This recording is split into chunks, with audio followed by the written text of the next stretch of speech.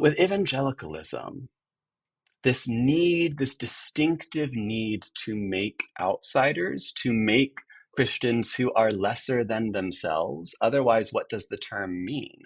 Who are you as an evangelical if you can't look at other Christians and say, well, those aren't evangelical Christians. They don't have the gospel like we do. Welcome to this episode of Dangerous Dogma, our third in a three-part series looking at evangelicalism and evolution and controversy within the evangelical world over the last several decades. It's being done in partnership with Moravian Theological Seminary. This episode, we're going to be talking with William Stell. But before that, I've got with me back for this episode Jared Burkholder at Moravian Seminary as a guest host. So, Jared, remind us who you are and what you're doing at Moravian. Yeah, so as our listeners may remember, I have the privilege this semester of serving as a scholar in residence at Moravian Seminary. And we should probably mention again as well, thank Lindsay Scott for setting up these podcasts. It's great that you and Lindsay have worked together on some of these things in the past, and I'm grateful for the context that you both have in setting up these guests for us. And as we've been talking about, I'll be doing a lecture at the end of the month on issues related to evangelicalism and the Moravian Church.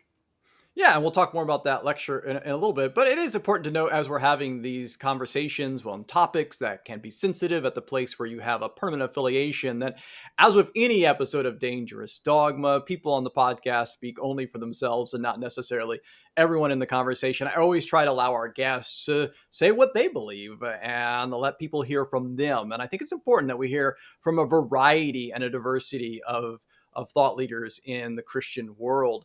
And this episode, I'm excited that we're going to be talking with William Stell. He's a religious studies scholar, and he's author of a forthcoming book, and we'll be talking with him about that, Born Again Queer, A History of Evangelical Gay Activism and the Making of Anti-Gay Christianity. So let's jump into our conversation with William Stell. Well, William, first of all, welcome to Dangerous Dogma. Thank you so much for having me, Brian. It's a pleasure to be here. Yeah, and we're excited to have you here. And we've got some questions we want to ask you about your scholarship and work and thinking about evangelicalism.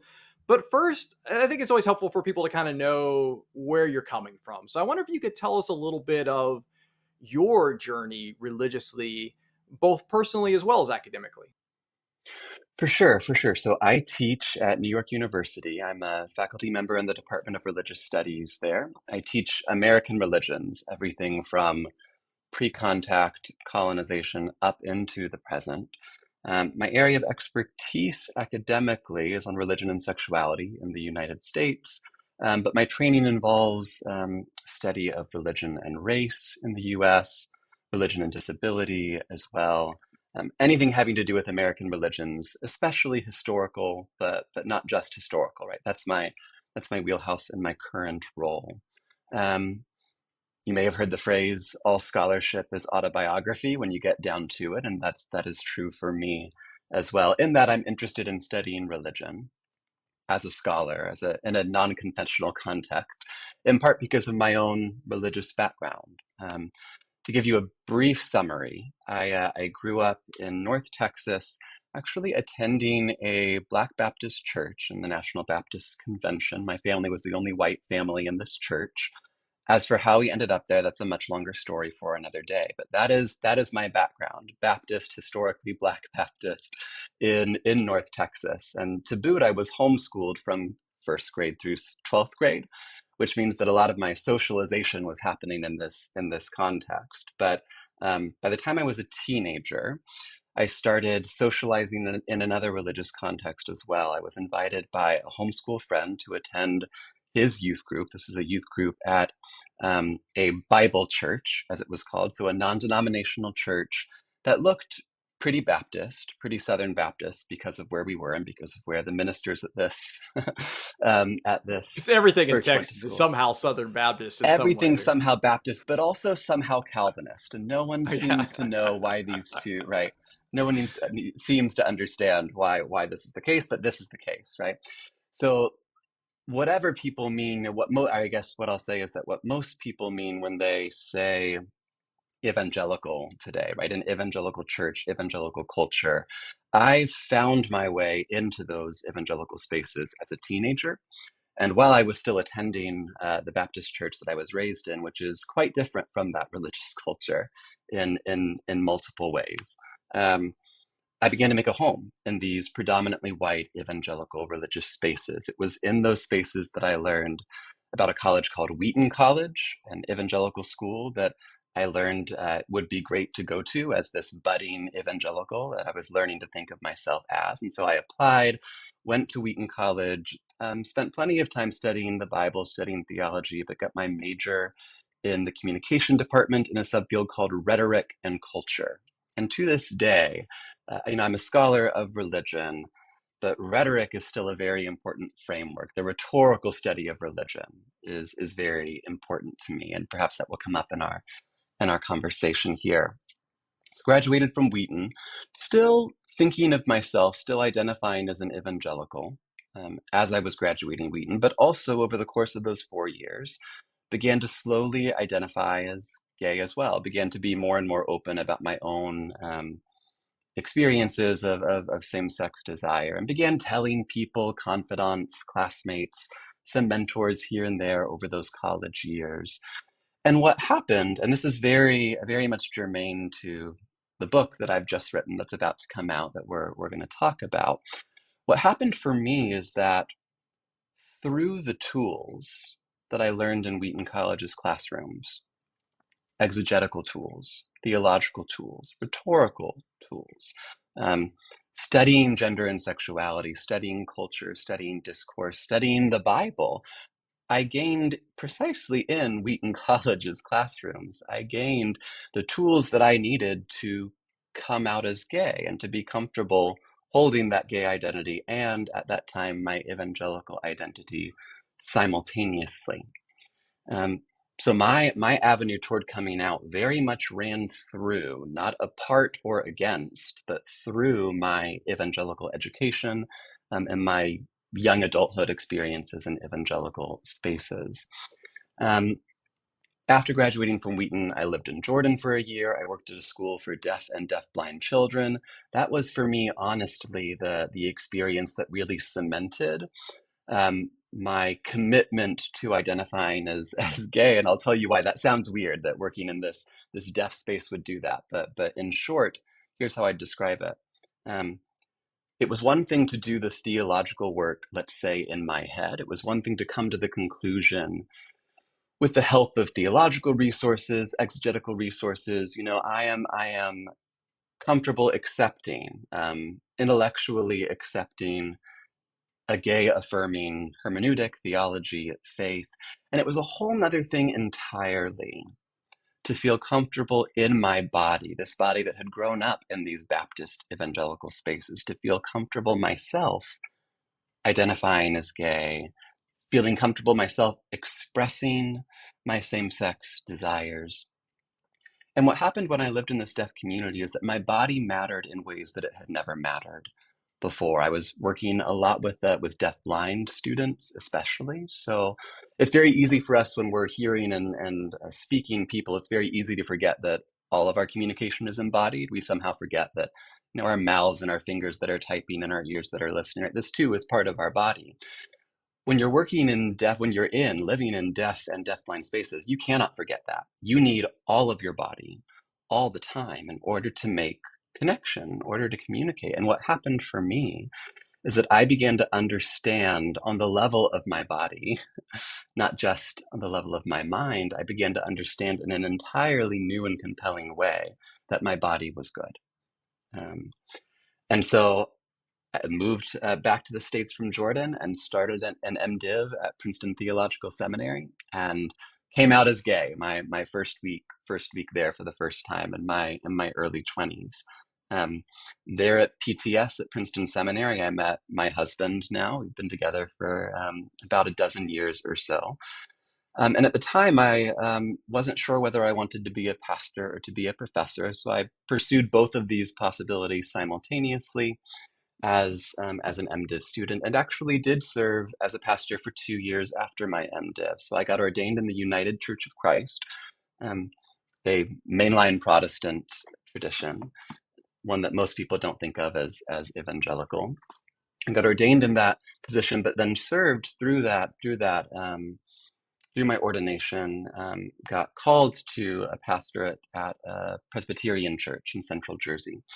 So for 2 years, I pastored this Presbyterian church in Central Jersey that was not a particularly progressive conversation. There were certainly some progressive members there, but it was not one of these flaming liberal blue congregations churches. And this was very healing for me as someone, right, who grew up in the South, who really hadn't experienced much in the way of liberal Christianity, progressive Christianity prior to adulthood.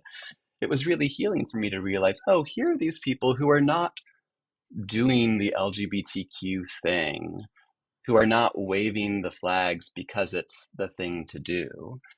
This isn't a church that called me to be their pastor because I was gay or because they wanted to flaunt whatever. This is a church that felt called to me, that fell in love with me. And I guess because I'm gay, they're just like, well, I guess, that means we have a gay pastor, right? That was just kind of how it went. And it was for me this very eye-opening experience, like, man, y'all are just decent people, huh? Right? It's not that you're not woke people, you're not, right? Like super well-versed in these conversations about gender and sexuality and theology and exegesis. You're just kind of decent people. So I loved those 2 years of ministry at that Presbyterian church. At the same time, not a day went by during my 2 years of pastoral work that I didn't think, man, I would really love to get my PhD. I would really love to go back to do more work on sexuality and religion, to do more work diving into this history. And because not a day was going by when I wasn't thinking about it, I thought, well, I'm just going to apply to a few programs and see what happens. And I got into Princeton University's PhD program, and you don't say no to Princeton. So I thought, well, this is my call, this is my open door. And I left, and I spent the next 5 years getting my PhD, in a very different kind of context from my master's degree program, my undergraduate bachelor's degree program, right? Not a confessional context, right? Not a context of theological education, but one where I was learning to be a scholar of religious studies. Um, and I loved that. And at this point, really want to give the rest of my career, and at least a whole lot of my writing career, to that field, but not just the field in an academic sense, but to at least some of the communities that I come from. I hope that wasn't too long of an answer. I ended up making that about 3 times as long as I intended, so my No, it apologies was for great. that. I just love the fact that we're all surprised. We're like, hey, this church was full of decent people, and that's almost like sadly a surprise to see that happen. Well, uh, yeah, no, William, that was great. And you mentioned your time in evangelical spaces, and we are kind of focused on the history of evangelicalism and looking at recent new scholarship on the history of evangelicalism. And I wonder if you could tell us about the book that you have coming out and kind of how that fits in with evangelicalism and its history, and how the story's been told traditionally, and how you're kind of contributing to that whole thing. yeah, for sure, Jared. So in May, this upcoming May, my book, Born Again Queer, is coming out. The title is Born Again Queer, A History of Evangelical Gay Activism and the Making of Anti-Gay Christianity. And it's coming out with Princeton University Press on May 12th.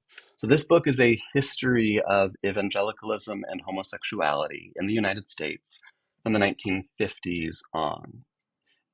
And before I go any further, I know there will be some listeners, I know there will be some in our audience who will hear that and who will think, well, that's probably a pretty boring history, isn't it?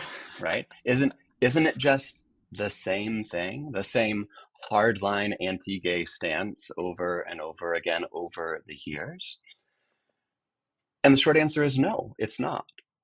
The history of evangelicalism and homosexuality, just like the history of any religious movement on any cultural issue as complex as sexuality, right? It's a history of change.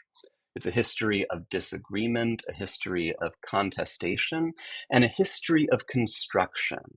And here's what I mean by construction. I mean that the things we have been taught, and been taught by, to be clear, by leaders of evangelicalism for about half a century now, some of whom were themselves scholars of evangelicalism, right? But what we've been taught to take for granted over the last 50 years or so now about evangelicals and homosexuality is that evangelicals have always agreed on an exceptionally severe anti-gay stance, on the same anti-gay stance. They've been consistent all the way through, and it's an uncompromising stance that is absolutely central to evangelical faith, however that evangelical faith is defined. And it's absolutely central, so we've been taught, because it is supposedly a natural product of evangelical beliefs about the Bible, a necessary consequence of evangelical beliefs about the Bible. And all of those ideas, all of those notions had to be constructed, had to be made, right? And they got made intensely in the 1970s and 1980s, as my book shows, in large part in response to Christian voices, including evangelical voices that were saying otherwise. So the big picture thesis of the book is that since the 1950s, evangelical positions on homosexuality in the United States have been shifting and have been conflicting. And especially in the 1970s, evangelicalism's anti-gay majority was much less dominant and much more vulnerable than we have previously realized. And it was less dominant and more vulnerable, largely because of this evangelical gay activist network that formed over the course of the 1970s and in the 80s that I spent a good chunk of the book Born Again Queer describing. So I think this is a really important part of the work that you're doing that we want to kind of flesh out even more, because For there's sure. there's been some scholarship in recent years that have kind of shown some of this kind of similar idea that the image we have of evangelicals today, white evangelicals particularly today, is that is the Trumpian MAGA wing of Christianity. And so people think, well, if you think evangelicals, then and we're inherently talking about the religious right. I'm thinking about scholars like David Schwartz, who we've had on the podcast. He wrote Moral Minority, the Evangelical Left in an Age of Conservatism. Also had Isaac Sharp on to talk about his book, The Other Evangelicals, and both of these are this idea of like there were other voices, particularly in the 60s, 70s, period, were all offering a different approach to faith and being an evangelical in the U.S. than what is the dominant stereotype today. So I see your work, very similar in that kind of vein and helping us see some of that, untold history, often forgotten history. So what really, what happened? Like there was a different path possible.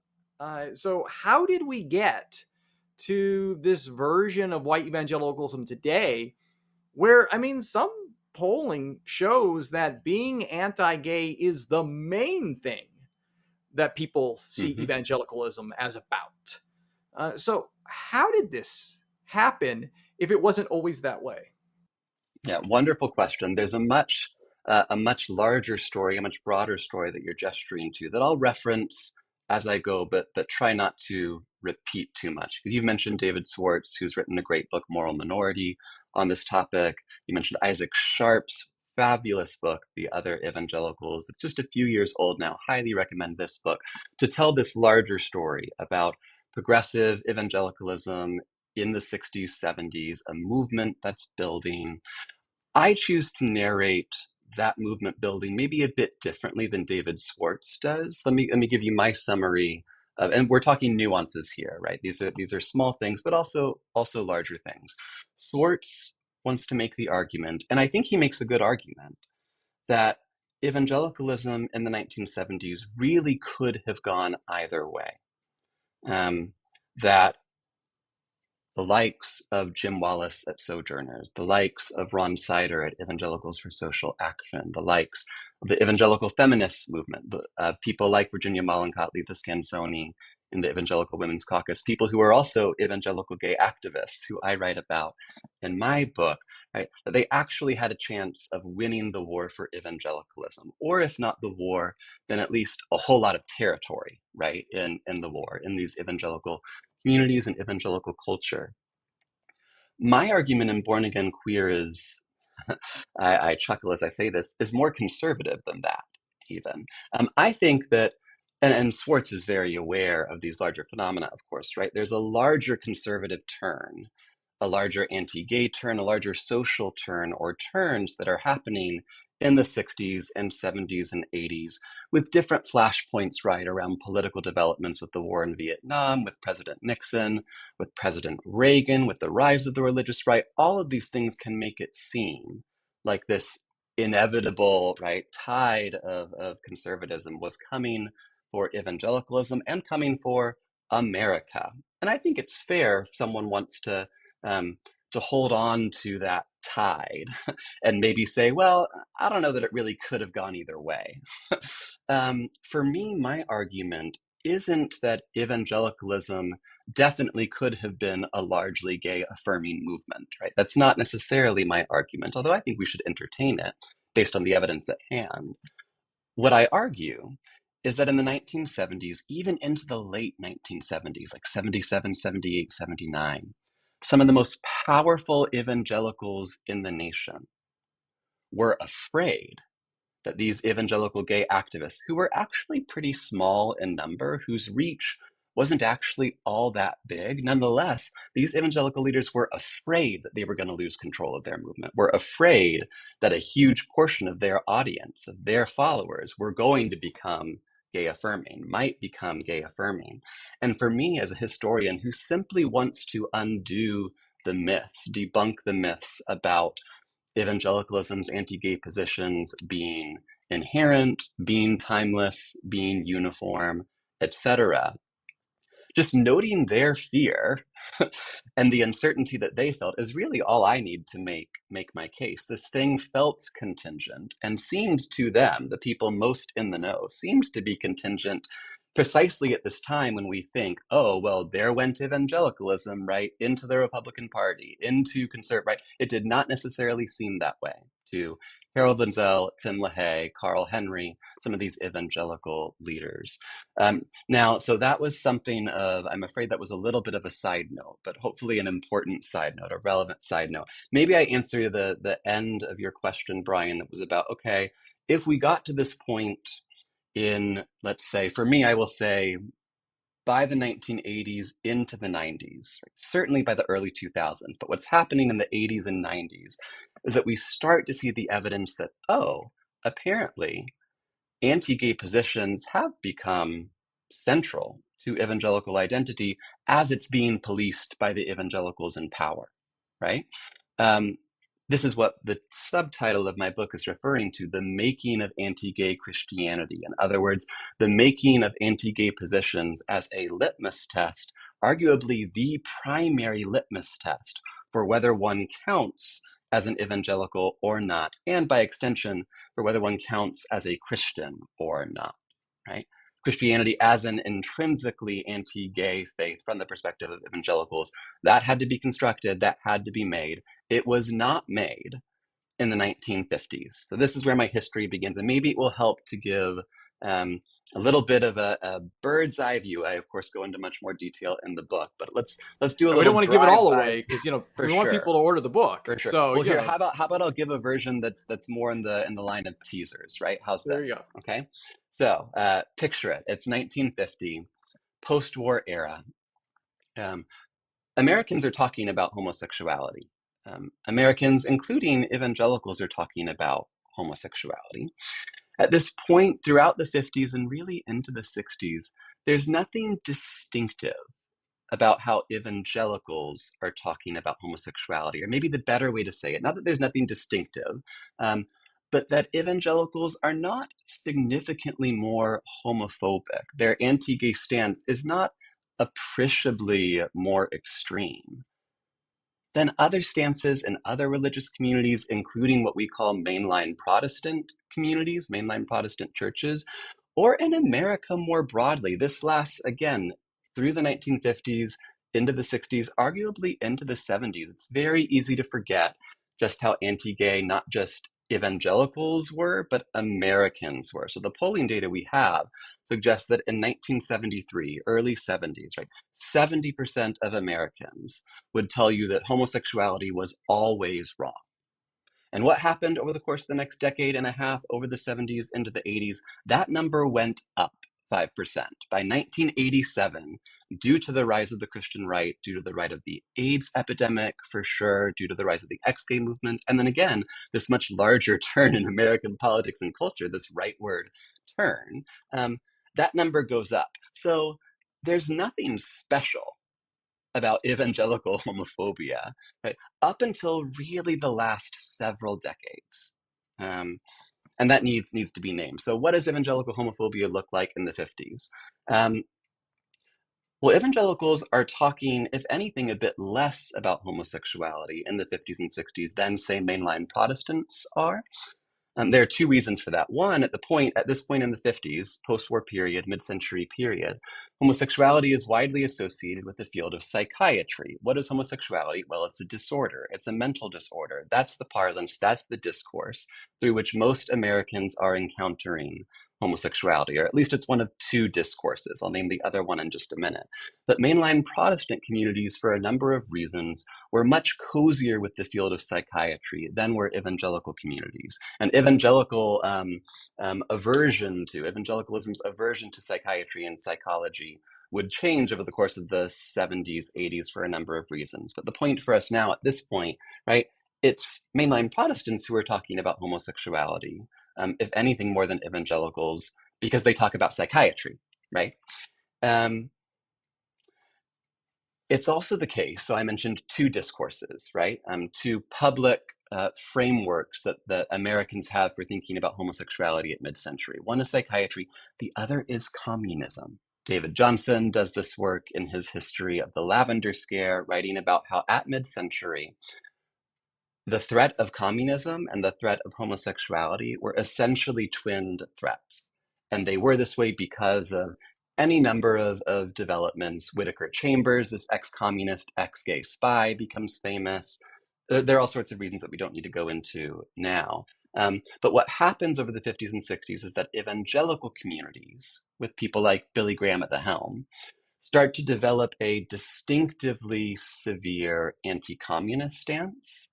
And that will help to lay the foundation over the coming years for what will become a distinctly severe anti-gay stance. Right? But that foundation is not apparent. The ways that evangelicals talk about homosexuality don't look significantly different from the ways that mainline Protestants talk about it over the 50s into the 60s. But one other thing I've got to mention here, and I realize this is becoming a very slow drive-by summary, so I should move more quickly here, right?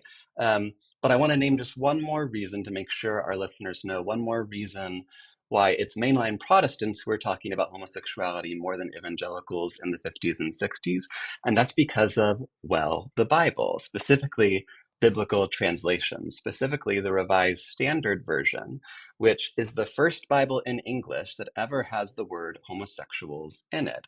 This is a Bible translation project, the RSV project, that is used almost exclusively in what we call mainline Protestant churches. Evangelicals, by and large, do not like this version. They're still using the King James Version, by and large, and a few others. Those versions talk about things like abusers of themselves with mankind, right? Or effeminate, or right, like use these phrases that all kinds of evangelical readers don't necessarily associate with homosexuality. Whereas if you're a mainline Protestant reader, once you have this Bible in your hands in the 50s, 60s, well, there's homosexuals, or later perverts, homosexual perverts, right there in your Bible, okay? What happens over the course of the 70s, I'll give one more of these larger developments that's paving the way for a distinctively harsh anti-gay stance in evangelicalism, and that is the civil rights movement. So over the course of the 60s and 70s, more and more mainline communities become committed to some form of support for the civil rights movement. Evangelicals, much less so. Evangelical leaders are at best lukewarm, more often hostile to the civil rights movement.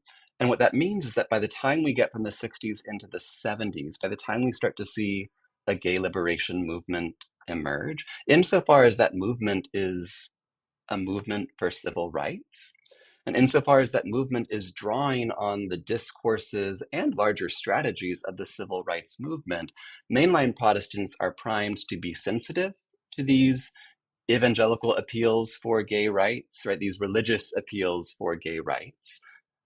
Evangelicals are not, right? They are primed, in fact, to be opposed to the civil rights appeals of gay Americans, even when those appeals are coming from fellow evangelicals like the evangelical gay activists that I discuss in the book. I'm wary of going into too much more detail. I, like many historians, like many scholars, I'm too easily pulled into the weeds. We'll be right back with the rest of our conversation with William Stell. But first, we want to take a break to remind you that this episode is being brought to you in partnership with Moravian Theological Seminary, where Jared will be bringing the Moses Lecture this year on October 29th at 4 p.m. at the Bahnsen Center on the Bethlehem campus of Moravian Theological Seminary. And it will also be live streamed, so you can sign up to go in person or to watch it online. Details about both options can be found in the description below or at the show notes at dogma.wardenway.org. Jared, you've given us a couple hints over the last couple episodes about what you're working on, but I'm going to ask you for one more hint. Tell us something else that you're thinking about as you're working on the Moses Lecture. Yeah, so within most denominations, if we think about the late 19th century and into the early 20th century, one of the things that looms large is the battles between progressives and conservatives and the fundamentalist movement. And interestingly, those schisms don't really impact the Moravian Church too much because they have been so concerned and so committed to staying united as a church. But still, we have some impulses, both liberal and conservative or evangelical, in the Moravian Church in the 20th century. So that's another thing that I'm going to try to tease out is how these both of these impulses emerge in the Moravian Church and how the church deals with those. All right, well, excellent. Well, if people want to hear more from you and to learn that, they can sign up for October 29th in person or online. And now back to our conversation with William Stell. Well, speaking of the weeds, I don't want to get into the weeds too much thinking about definitions of evangelicalism, but I listened to a talk that you gave earlier, and you mentioned that you tend to think of evangelicalism as a brand or as a consumerist subculture, something different from the way we might typically think about evangelicalism vis-a-vis the so-called Bebington quadrilateral. So I was wondering if you could just talk a little bit about how you see evangelicalism as a brand and why that's more useful for you in your work. For sure, for sure. And I'll say first that most of what I'm going to say is drawing from other scholars, drawing from the work of, say, Timothy Glegg in his excellent book Guaranteed Pure about Moody Bible Institute, drawing also from Daniel Vaca's excellent book Evangelicals Incorporated, which is about the evangelical book industry, book publishing industry.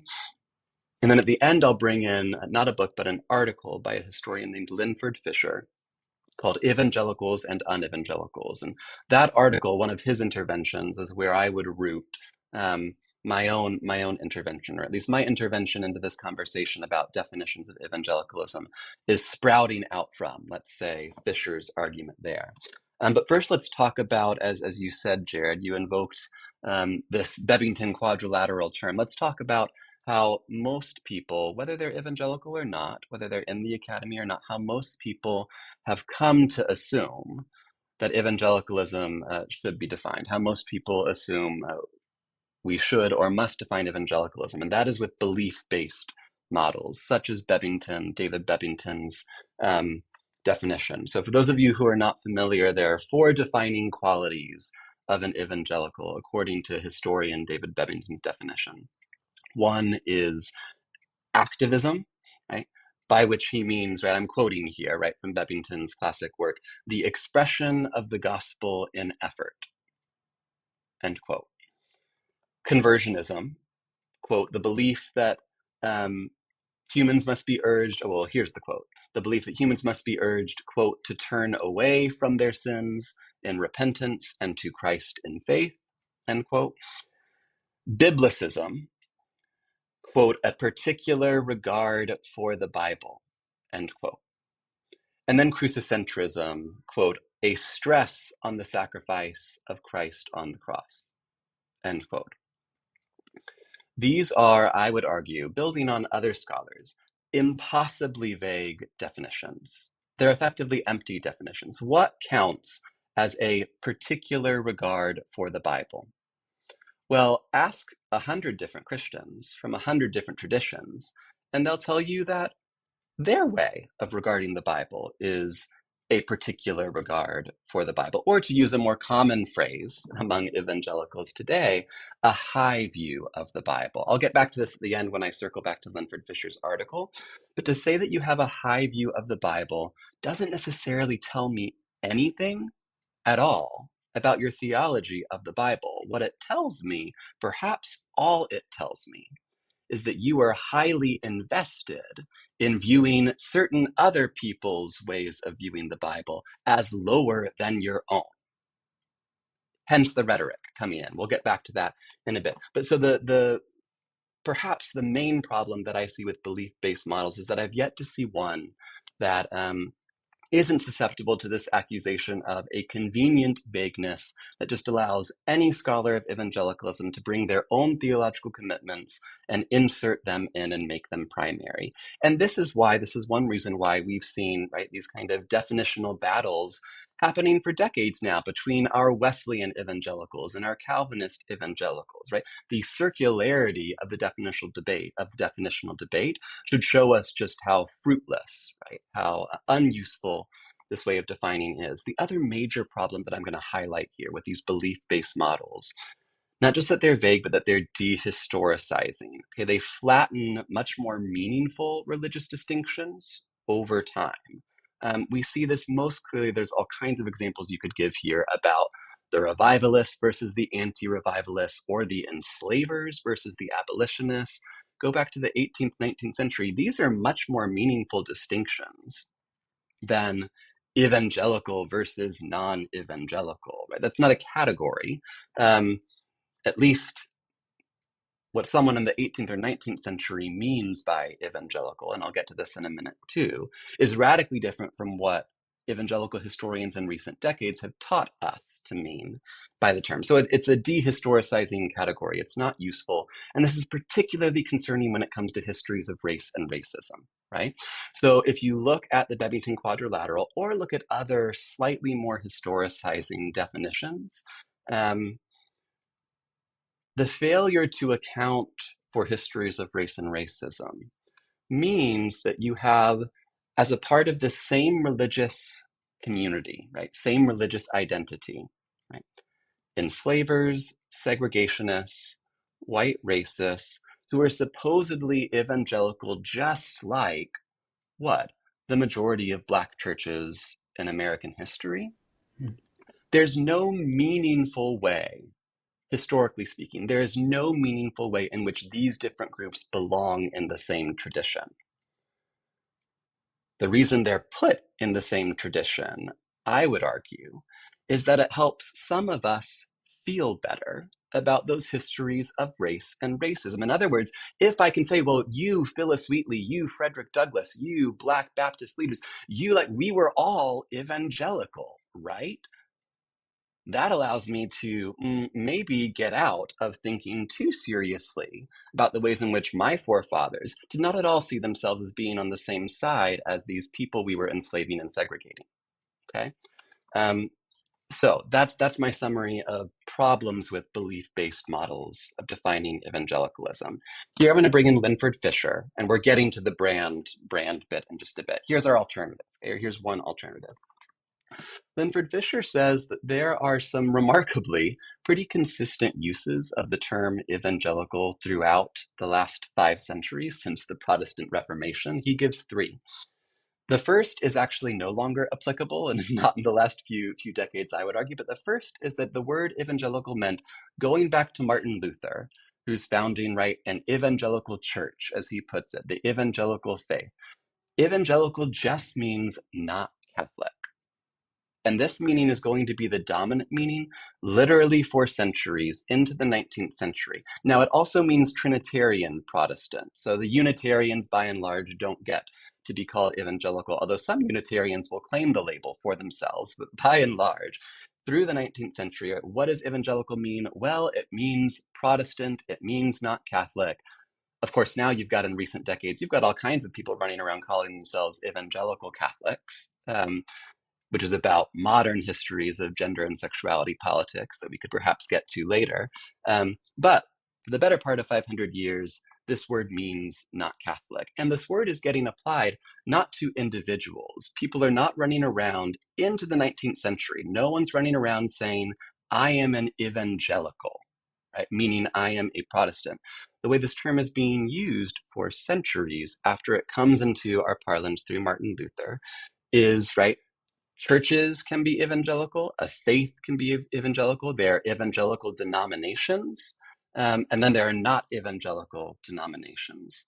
And it's really not until the late 19th century, coming into the 20th century, that we start to see something else develop. We start to see both evangelical being used as a noun, right? Like individuals can be evangelical. We start to see that through the 20th century. And then we also start to see, beginning in the late 19th, evangelical as an adjective still, but being used to describe things other than churches or religious communities. So we start to see, hey, buy this evangelical book. We're an evangelical press. Buy our evangelical book. We're an evangelical college, right? Come to our evangelical school. Buy our evangelical periodical, right? So this is where some of the brand thinking comes in. But then what does that brand signify? What does it mean? Well, one could argue that those beliefs that Bebington is signaling, things like conversion, things like what? A certain kind of crucicentrism, a certain kind of way of thinking about atonement is the brand. I think historically that's tricky to maintain, again, because of these intra-evangelical debates about atonement, say, or about conversion. I think what's more compelling is Linford Fisher's other ways of marking consistent usage of this term evangelical over the centuries. The one that's most striking to me is what Linford Fisher calls the true Christian usage of the term evangelical, by which he means when people talk about over the centuries, right, having an evangelical faith, or their denomination being an evangelical denomination, or by the time we get to the 20th century and people are talking about, I am an evangelical, what they're saying is that it's in the root of the word, right? I am a Christian who has the gospel, right? The Evangelion. And I have it what? More so than insert whatever other Christian, whatever other lesser, whatever other lower Christian tradition that is not mine, that is not evangelical. This I call the rhetorical function of evangelical identification. To identify, so let's stop thinking about beliefs for a moment. Let's stop thinking about evangelical identity. Stop thinking about this as some sort of stable, theologically based category, and let's instead recognize the rhetorical work that's happening when someone chooses to identify, or when a community chooses to identify as an evangelical. And what's happening is that in so identifying, they are saying, me and my people are more true Christians, are more true to the evangel, to the gospel, than you are. And that's it. That's the function. That's the brand, which explains why everyone's fighting over it all the time, because they want the power to do precisely that, to gatekeep this true Christian, gospel-centered, etc., right, conception of the faith. And the last thing I'll say, so to bring us fully into the 20th century, we start to see this brand being built around a network of institutions colleges, evangelistic organizations, publishing houses, etc., over the course of the 20th century, especially in the mid 20th century, as this thing called neo evangelicalism or the neo evangelical movement emerges largely around the most famous evangelist in the world, Billy Graham. And for my intents and purposes, as someone who thinks about evangelicalism in the 20th century, which is, I argue, a fundamentally different phenomenon from what gets called evangelicalism in the 18th and 19th centuries. Anyone in the 20th century who is somehow connected to this network of institutions, either as a leader or a follower, anyone who is talking like these people talk, buying what these people sell, taking part in this larger institutional world of what is initially neo-evangelicalism in the 40s, 50s, and then what just becomes evangelicalism. That's the brand afterwards, right? They're an evangelical for my intents and purposes as a historian of evangelicalism in the 20th century US. Now, I'm not going to force that definition onto anyone else. I'm perfectly happy if 18th and 19th century historians find other uses, valuable uses for using the term evangelical and evangelicalism. That's perfectly fine, but I am going to challenge all scholars and all of my audience to think about this rhetorical function of evangelical identification, to think about the ways in which this term gets used, as I argue in my book, right, fundamentally to make what I call queer outsiders, regardless of their gender and sexuality, by the way. So I love this idea of thinking about the branding and the power of it, of designating who the true Christians are. So I think we should all just like make the declaration, we are the true Christians. So, there we go. Let's counter that evangelical branding there. So Perhaps if I was to I want to put my ask you. pastor, sorry, if I was to put my, I don't put my pastor hat on very often these days. Uh-oh. I work as a scholar, but if I was to put my pastor hat back on, what I would say is we are all true Christians and we are all false Christians. I just got scolded. He had to put his pastor hat on for me. So No, I was building off of you. I was agreeing, not disagreeing. yeah. So I want to ask something that I like to ask historians, and they always hate it. And that is, because you want to talk about what has happened. I want to ask you. So what's next? I mean, we're at this moment where pretty much all of our denominations have or are fracturing over the issue of homosexuality. I mean, obviously, United Methodists have been the dominant storyline on that, but even the Mennonites have been splitting, and I mean, if the Mennonites can't even get along, it sounds like there's not hope for really any of us on this topic. So, are we locked in a position for at least the foreseeable future, or do you see some hope of some different understanding of homosexuality and queerness and Christianity? Or what do you see? Yeah, it's such a good question, and I'll hazard an answer, even though I'm not really qualified to prognosticate in these ways. I'll try. Um, a few things come to mind.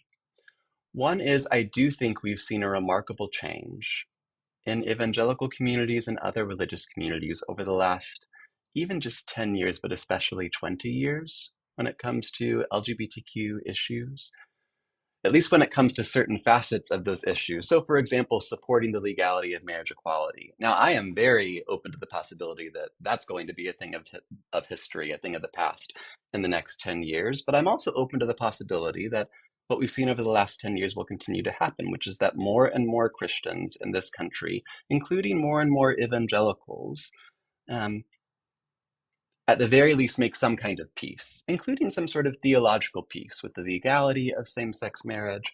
I'm also open to the possibility that more and more communities and individuals that identify as evangelical will become, let's say, a certain kind of gay affirming. They will maybe not embrace the whole LGBTQ spectrum, but that they will become more and more content with certain, let's say, gay and lesbian couples showing up in their churches, participating as members, taking on certain kinds of leadership roles. This is not hard for me to imagine. That's one hand, right? I can imagine a more optimistic future. That said, I'm not optimistic in general about this evangelical brand. I'm not optimistic that as the queer outsiders of homosexuality from the 70s, 80s, 90s on, that those queer outsiders won't be replaced by new queer outsiders within evangelicalism. And I think we're seeing this precisely with trans issues, with the trans panic today, right? It's, as a historian, it is heartbreaking, one, but just maddening, two, to see how the exact same tactics, literally, the exact same tactics around bathrooms, around schools, threats of a sexless society, right? This playbook that we see now, this anti-trans playbook, that's of course much bigger than evangelicalism, but includes evangelicalism. We've seen it all before. We've seen it against people like me. And what's very sobering for me to think about is this possibility that if what I have argued about the rhetorical function of evangelical identification is true, then what that means is that, well, sure, this group of outsiders gradually becomes an insider, which, by the way, we see throughout the history of evangelicalism when it comes to, say, Black Christians, when it comes to, say, women holding different leadership roles, maybe not ordained ministers, but say being children's ministers or reading from the church, right? We see change all the time in evangelicalism. We see out groups, out issues becoming acceptable, if not embraced. That's the history of evangelicalism, like the history of any religious movement, whether it avows it or disavows it.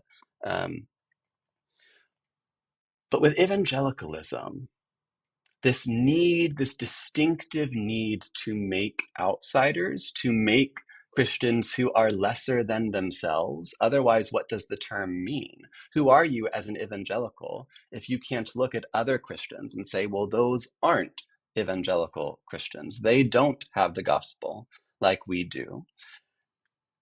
And I think right now we're seeing one of those many outsiders. We still have in evangelicalism, right, longstanding outsiders of quote unquote liberals, liberationists, right, variously defined, of course. But when I see the trans panic going on now within and beyond evangelicalism, I see a really boring and really depressing plug and play that just shows me, that suggests to me that there is no feature more defining, there is no characteristic more central to evangelicalism than the impulse to exclude. And maybe people like me, if the question is, can people like me, gay, married folk, become more and more included? Of course we could. That's quite a possibility. That's not an especially interesting question to me. A more interesting question is, can there be an evangelicalism? Including, and this is the harder part to hear here, because I'm including some of those progressive evangelical heroes of a larger evangelical left that many people love to lift up, many people love to celebrate, and there are good things to lift up, good things to celebrate. But a whole part of my book is about their approach to homosexuality. And I won't get into that now. But what I will say is that that part, that approach, right, I look at the ways in which progressive evangelicals from the 70s on employed the exact same tricks that conservative evangelicals had used against them, right? Rhetorical tricks of calling them unbiblical, right? Rhetorical tricks of making them seem like outsiders when they were very much insiders within their communities, within their theologies, right? When I see this, the question for me is, can there be an evangelicalism, even a progressive evangelicalism, that is not built on the bodies of queer outsiders? All And right. I'm not sure there can be. All right. So much to chew on there, so much history that you've unpacked for us. William, I really appreciate this, and I know Brian does too. I appreciate the conversation and for bringing to light history that is not necessarily known and talked about within the historiography of American evangelicalism. I think we're out of time. And as William said, his book will be out in May. And the title is Born Again Queer: A History of Evangelical Gay Activism and the Making of Anti-Gay Christianity. Thanks And so I much, have to say William. real quick, Sure. Jared, I have to say real quick, we managed to talk for an hour about this, without me even mentioning the names, much less any details about any of those evangelical gay activists, which is That's true. really remarkable on my part. But I guess I just hope our audience knows that, there are actual people and actual networks and histories that I could have talked about, but ended up talking more about evangelical homophobia instead. So read the book if you want to learn about, Yes. actual people, actual evangelical gay activists. Yes. Thanks for mentioning that. Yes, we look forward to the book coming out. And we'll put links in the show notes at dogma.wordandway.org, and so people can pay attention and be ready to pre-order the book. Thank you, William, for joining us on the program and for all of the work that you are doing. Thank you so much, Brian. Thank you, Jared. You bet.